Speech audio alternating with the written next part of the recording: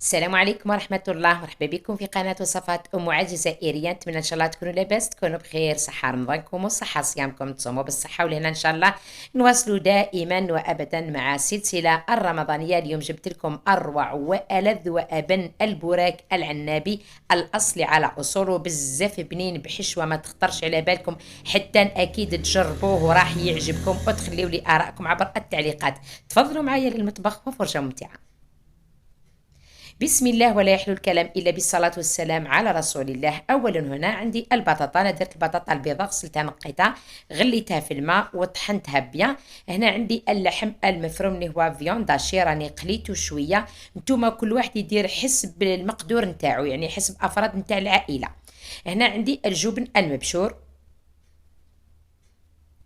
هنا بالنسبة للمكونات عندي البصل الأخضر مقطع، يعني كمية كبيرة لا بأس بها.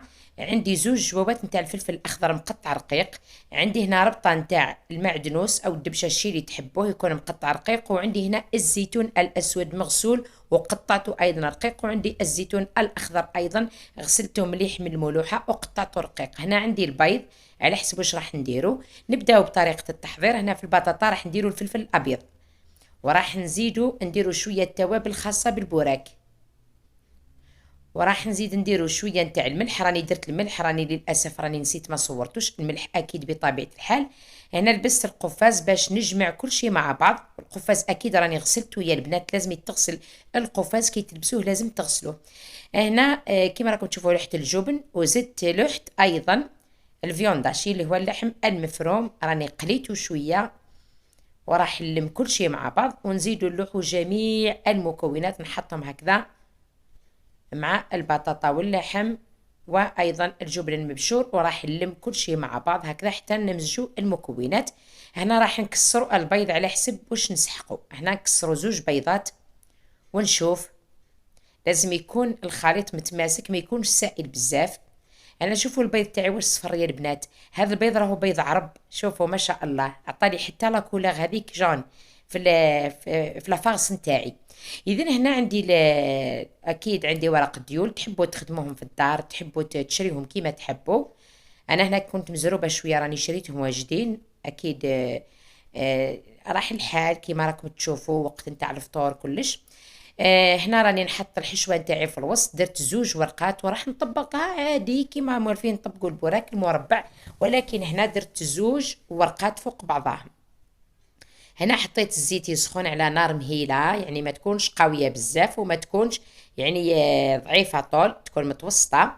ونحط هذيك البوراكه تاعي تتقلى، وراح نكمل بنفس الطريقه.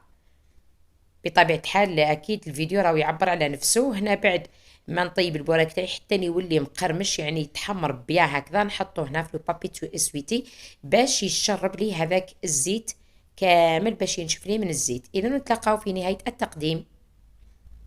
مرحبا بكم في نهاية التقديم يا البنات. ما شاء الله البوراك تاعنا ريحته تشهي، وعطانا ريحة رمضان، ولا أروع البوراك العنابي الله الله الأصلي. هو ما شاء الله يعني بزاف مقرمش وبنين بنين بنين، يعني للدرجة ما تصوروهاش، بربي إن شاء الله اديروه وراح يعجبكم وينال رضاكم. شوفوا هنا نقسم لكم حبة على اثنين، مقرمش رانو هنا يعني بزاف سخون. شوفوا ما شاء الله الحشوه نتاعو بنينه ما شاء الله. نتمنى ان شاء الله يعجبكم وينال رضاكم. نتمنى ان شاء الله تدعموني باللايك وتخليوا لي التعليقات باش تشجعوني اكثر، نجيب لكم وصفات اخرى ان شاء الله.